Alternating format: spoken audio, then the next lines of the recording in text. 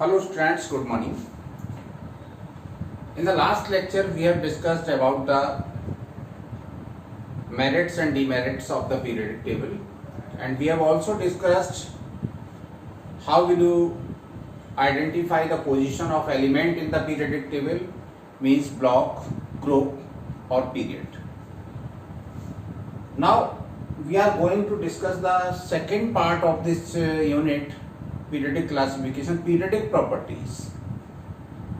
And I have already discussed what are periodic properties. Periodic properties are those properties of elements which gradually changes from left to right in a period, and after definite interval they repeat again and again. किसी element की वो properties जो किसी periodic table में left से right जाने पर लगातार चेंज होती हैं और एक डेफिनेट इंटरवल बाद फिर से रिपीट होती हैं, पीरियडिक प्रॉपर्टीज कहलाती हैं. या फिर हम इनको ऐसे भी लिख सकते हैं कि those properties which are directly और indirectly related with their electronic configuration and we show regular change when we move left to right along a period or top to bottom in a group are called periodic properties. So define first periodic properties. What are periodic properties? Those properties of elements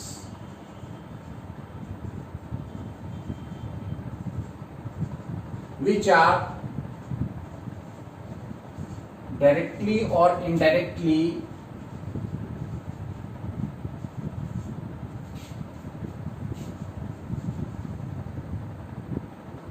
related with electronic configuration of element and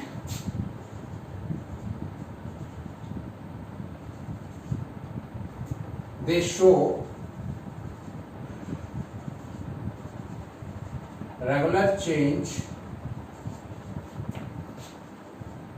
on moving left to right along a period or top to bottom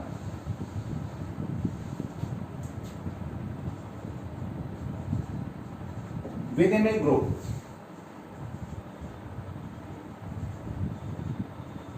Are known as periodic properties.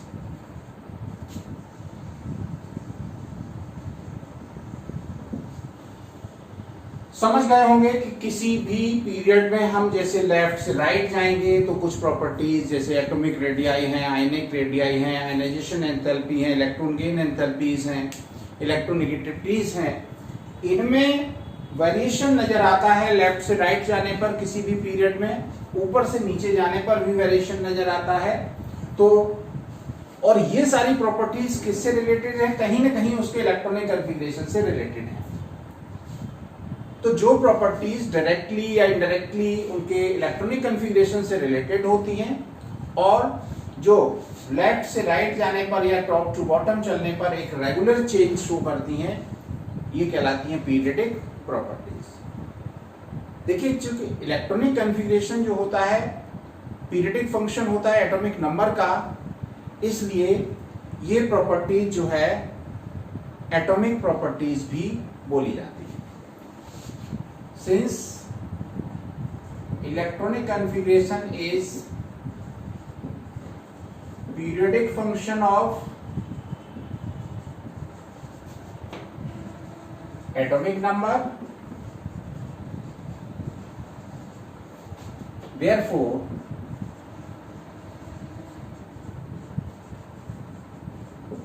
these properties are also known as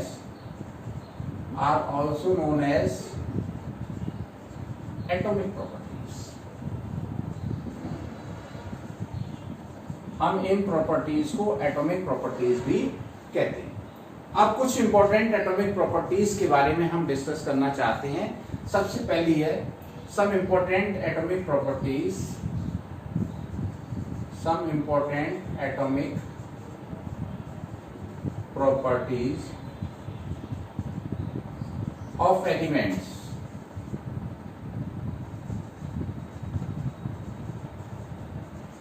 are as follows. सबसे पहला आता है atomic radius.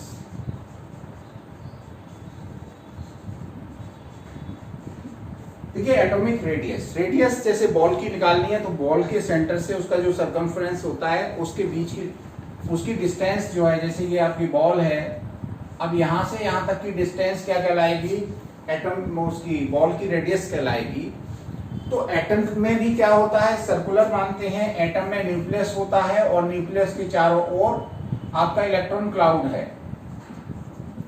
Different different distances पर electron cloud है।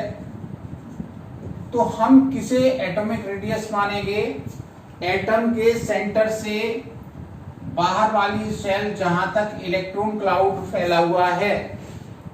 The distance between centre of nucleus and the outermost electron, the outermost shell in which electron is available, or the electron cloud of the outermost shell is known as atomic radius। किसी भी atom की radius क्या होगी, उसके nucleus के centre से outermost shell जहां तक इलेक्ट्रॉन पाए जाते हैं। शेल तो कई हो सकते हैं लेकिन up to which the electrons are available is known as atomic radius। So define the atomic radius, the distance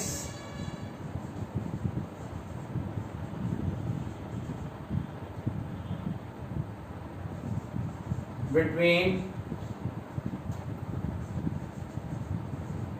the center of nucleus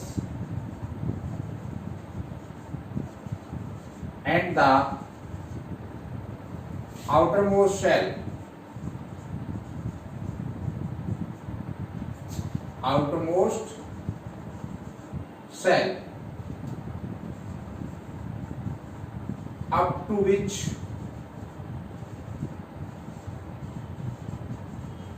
electrons are present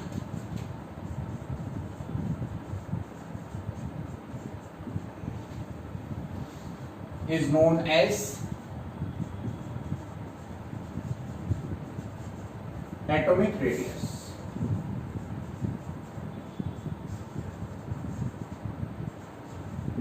समझ गए होंगे, ये आपकी एटॉमिक रेडियस, ये आपका न्यूक्लियस है और न्यूक्लियस से बाहर वाले शेल में जहां इलेक्ट्रॉन पाए जा रहे थे उनके बीच की डिस्टेंस को हम क्या कहेंगे, एटॉमिक रेडियस आर। लेकिन जितना कहने में आसान लग रही है कि एटॉमिक रेडियस ये न्यूक्लियस से बाहर वाले शेल के बीच की डिस्टेंस को कहते हैं, उतनी आसान ये निकाल पाना नहीं है।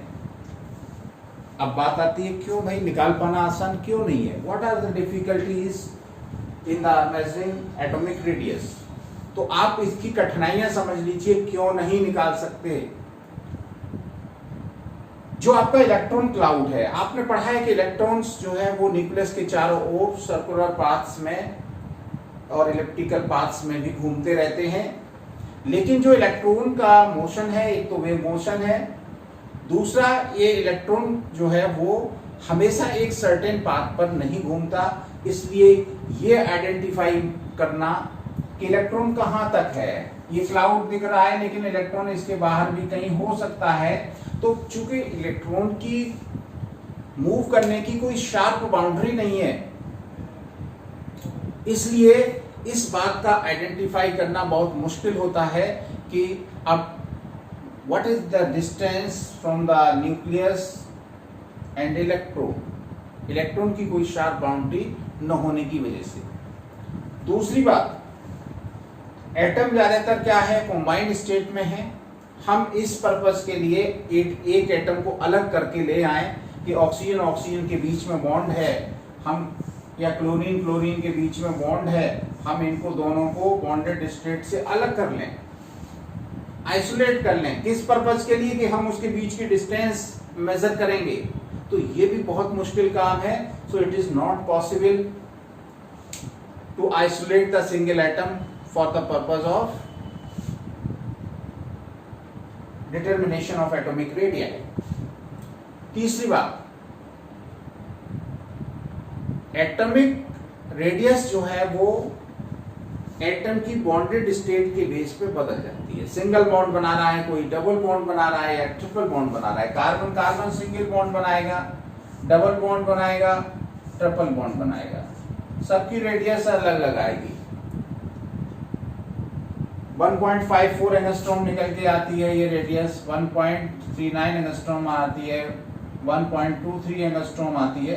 तो इस तरह से क्या है, एटॉमिक रेडियस जो होती है वो बॉन्डेड स्टेट पे भी डिपेंड करती हैं। डिफरेंट बॉन्डेड स्टेट में रेडियस बदल जाती हैं, इसलिए भी हम एटॉमिक रेडियाई या एटॉमिक रेडियस निकालने में कठिनाई महसूस करते हैं।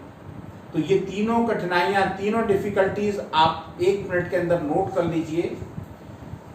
यहां तक आपने एटॉमिक रेडियस तक डेफिनेशन लिख ली होगी। इसके बाद आप लिखिए, however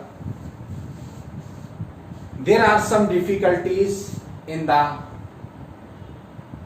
measurement of atomic radius. Number 1, पहली क्या है difficulty? The electron cloud surrounding the nucleus does not have a sharp boundary. Second difficulty, it is not possible to isolate the single atom for the purpose of determination of atomic radii. Third difficulty, the atomic radius changes when atom is present in different bonded state, जैसा हमने carbon के case में बताया था। तो ये difficulty है हमें एटॉमिक रेडियाई के मेजरमेंट में। अब एलिमेंट का जो है अलग अलग प्रॉपर्टी है, वो मेटेलिक हो सकता है, नॉन मेटेलिक हो सकता है। इस बेस पे उसकी एटॉमिक रेडियाई, उसकी बॉन्डिंग अलग अलग टाइप की होगी, और जब बॉन्डिंग अलग अलग टाइप की होगी, क्रिस्टल लैटिस में उसका अरेंजमेंट अलग अलग टाइप का होगा। तो इसलिए हमें एटम की रेडियाई मेजरमेंट करने के लिए अलग अलग रेडियाई का हेल्प लेना पड़ेगा। तो एटॉमिक रेडियाईज जो है वो कितने टाइप की होती हैं, इनको हम डिस्कस करेंगे। तो इसको आप चाहें तो स्क्रीनशॉट ले लीजिए। आगे चलेंगे हम टाइप्स ऑफ एटॉमिक रेडियाई।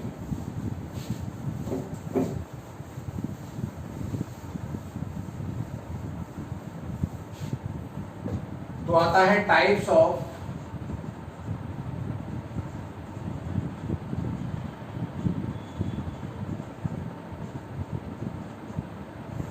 जैसे हमने आपको बताया था कि एटम या कोई भी एलिमेंट मेटल या नॉन मेटल, इसके बेस पे उसकी अलग अलग टाइप की रेडियाई को मेजर करते हैं। तो depending upon the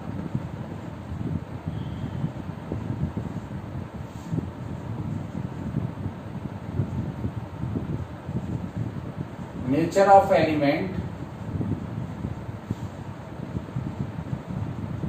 that is metal or non-metal, atomic radii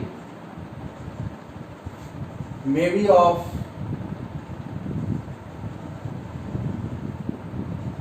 following 3 types.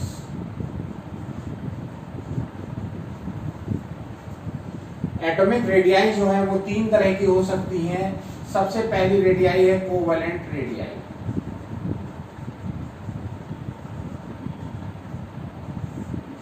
ये कोवेलेंट रेडियाई क्या है?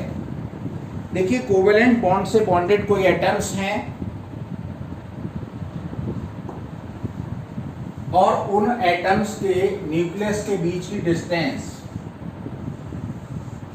सपोज करिए ये दो क्लोरीन एटम थे, ये भी क्लोरीन एटम है, इसका न्यूक्लियस ये है, इसका न्यूक्लियस ये क्लोरीन है, ये भी क्लोरीन है, इसका न्यूक्लियस ये है, इसका न्यूक्लियस ये है।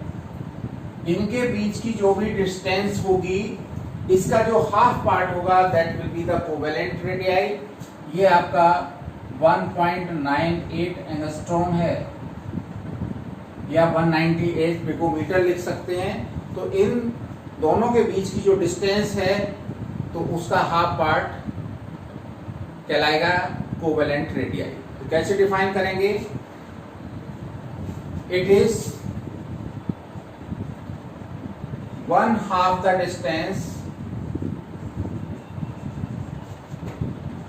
distance between the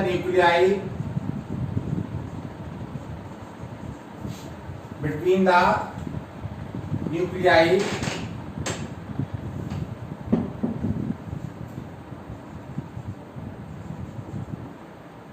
of two covalently bonded atoms। कैसे हों? कोवेलेंटली बॉन्डेड हों of two covalently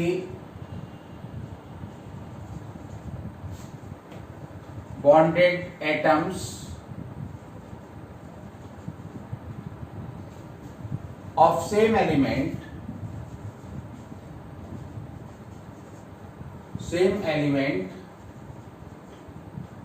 in a molecule is called covalent radius।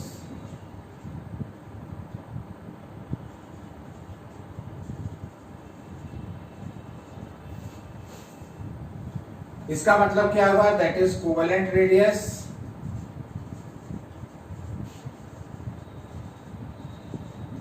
One by two into internuclear distance between two bonded atoms. Internuclear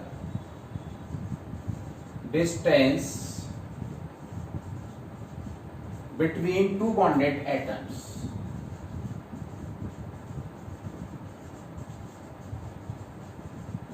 आपको बता दें कि जो covalent radii होगी वो कोवेलेंट बॉन्ड से बॉन्डेड दो एटम्स जो भी सेम एलिमेंट के होने चाहिए और उनके मॉलिक्यूल में जो एटम्स के बीच न्यूक्लियस के बीच की डिस्टेंस है उसका हाफ पार्ट कहलाएगी उसकी कोवेलेंट रेडियाई। और आप ये समझ रहे हैं कि ये लगभग अप्रोक्स रेडियाई है कि ये यहाँ से यहाँ तक का इसका सर्कमफ्रेंस है और इसका मिडिल पार्ट यहाँ तक आपका मेजर हो गया आएगा। तो लगभग ये आपकी अप्रोक्स एटॉमिक रेडियाई होगी जो सबसे ज्यादा एक्यूरेट निकलेगी। तो इसलिए हम क्लोरीन की एटॉमिक रेडियाई कैसे निकालेंगे? फॉर एग्जांपल कोवेलेंट रेडियस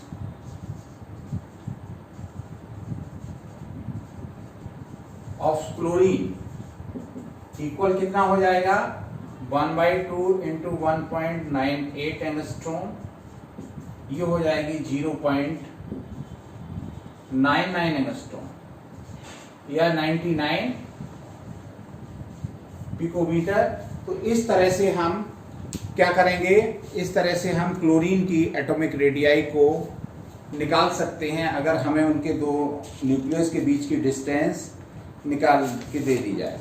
और इसका तरीका क्या होता है? एक्सरे टेक्निक से ये निकाला जाता है। कोई ऐसा आसान काम नहीं है कि हम आप एक स्केल रखे या एक कोई मेजरमेंट स्केल दे दिया जाए आपको और उससे आप मेजर करके निकाल लें।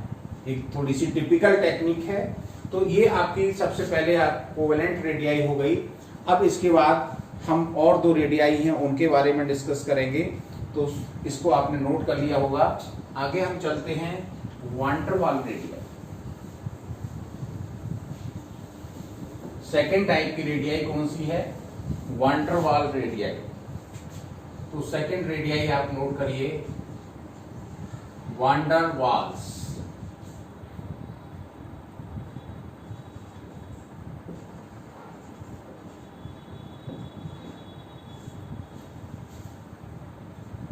वान डर वाल्स रेडियाई क्या है? देखिए, जो मॉलिक्यूल आपस में बॉन्ड नहीं बनाते हैं उनके बीच में जो फोर्स ऑफ अट्रैक्शन वर्क करते हैं, दे आर कॉल्ड वान डर वाल फोर्स ऑफ अट्रैक्शन। आपने फर्स्ट ईयर क्लासेस में पढ़ा था dipole dipole forces, dipole induced dipole forces. These was the van der Waals force of attraction. These are weakest forces. So van der Waals bond से bonded कोई दो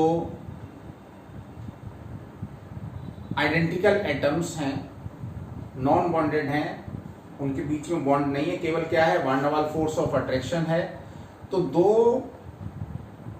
nearest atoms जो कि van der Waals force of attraction में हैं, उनके nucleus के बीच की डिस्टेंस क्या कहलाएगी? वान डर वाल रेडियस कहलाएगी।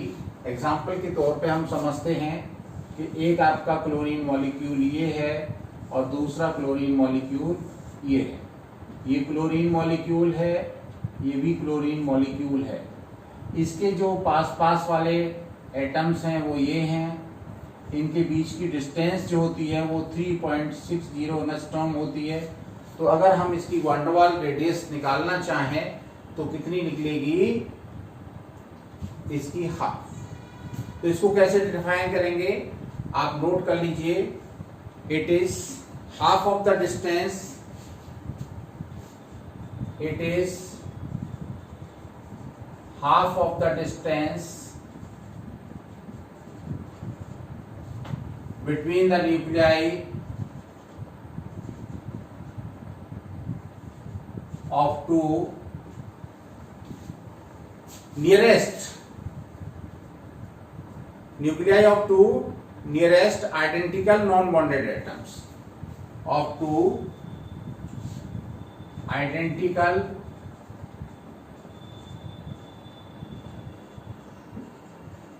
non-bonded atoms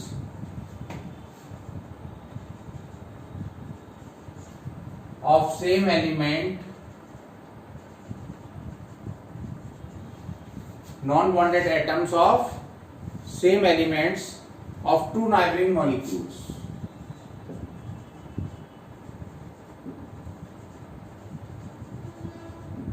Two neighboring molecules is known as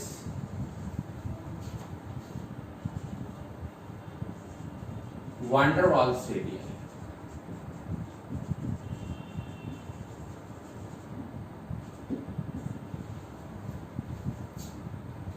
तो वान डर वाल रेडियाई क्या हो जाएगी? जैसे हमने क्लोरीन एटम की वान डर वाल रेडियाई निकालनी है तो कैसे निकालेंगे? फॉर एग्जांपल वान डर वाल्स रेडियस, वान डर वाल रेडियस ऑफ क्लोरीन कितनी हो जाएगी? 3.60 एंगस्ट्रॉम है तो 1/2 इंटू 3.60, दिस इज 1.80 एंगस्ट्रॉम।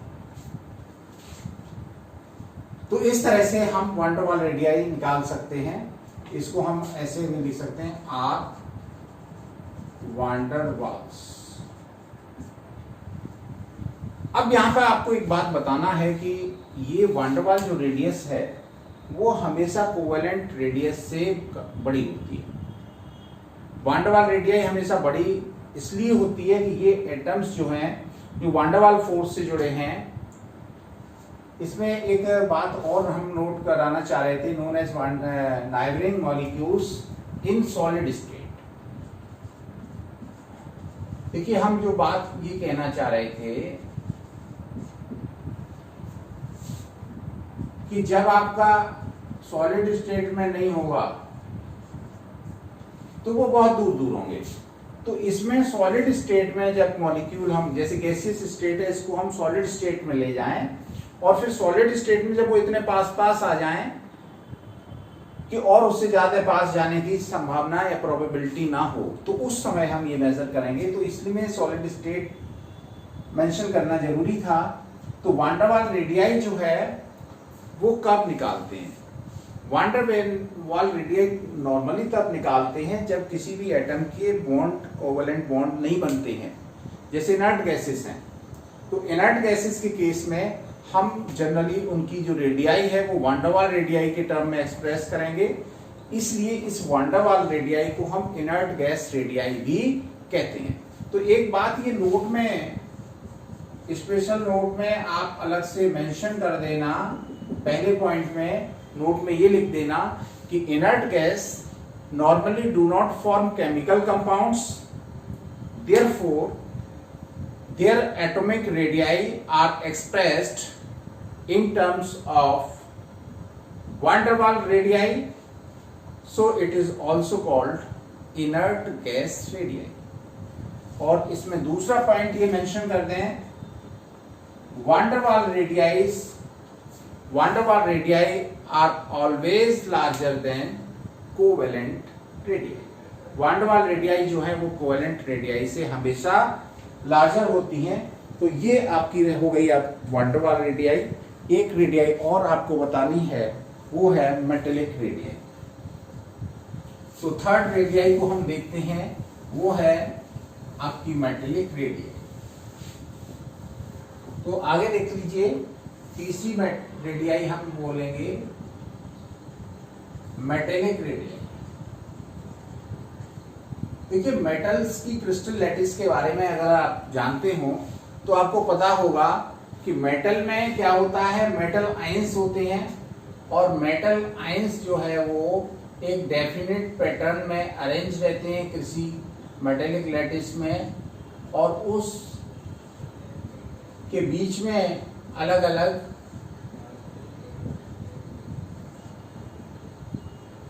जो इलेक्ट्रॉन है वो मोबाइल होते हैं, mobile C of electron.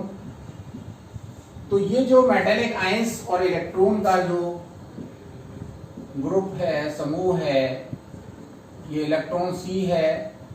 Electron सी इसलिए बोला जाता है कि सी में जिस तरह वाटर मोबाइल पोजीशन में रहता है, उस तरह से इलेक्ट्रॉन मोबाइल पोजीशन में रहते हैं। और होता क्या है कि जो पॉजिटिव चार्ज कर्नेल्स होते हैं वो इलेक्ट्रॉन पर अट्रैक्शन फोर्स लगाते हैं, इलेक्ट्रॉन कर्नेल्स पर अट्रैक्शन फोर्स लगाते हैं, और इस अट्रैक्शन फोर्स को ही हम बोलते हैं मेटेलिक बॉन्ड। तो मेटल्स में जो बॉन्ड बनते हैं they are known as metallic bond and water metallic bond, these are the attraction force between the kernels and metal ions. So what is metallic radii? ये दो एडजेसेंट कर्नेल्स के बीच की distance का half part होता है। तो metallic radii को आप समझ लें, it is defined as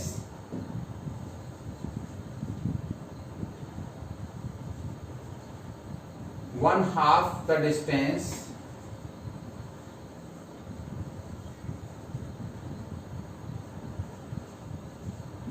between, किनके बीच की one half distance?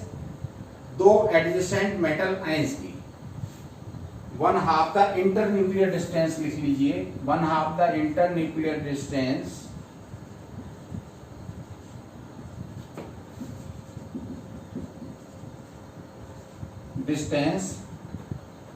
Of neighbouring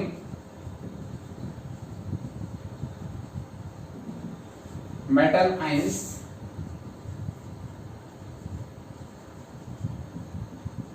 जिनको कर्नेल्स भी बोलते हैं in metallic lattice is known as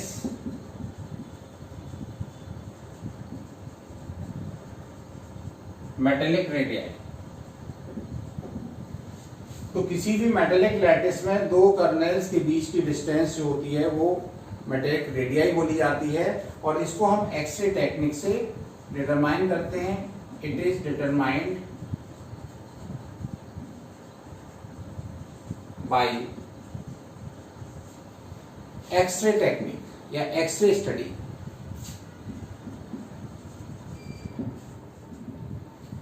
अब इसमें देखिए,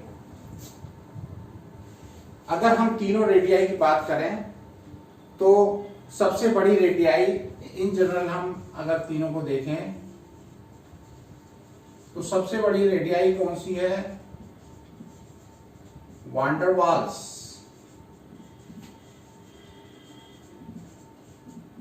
उससे छोटी होती है, एक ही एलिमेंट की अगर देखेंगे, उससे छोटी होगी आपकी मेटेलिक रेडियस और सबसे कम होगी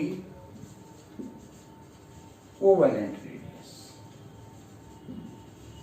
तो इसको आप ध्यान रखें, वान डेर वाल रेडियाई सबसे बड़ी, कोवेलेंट रेडियाई सबसे छोटी और मेटेलिक रेडियाई जो है एक ही एलिमेंट की उसके बीच की होगी।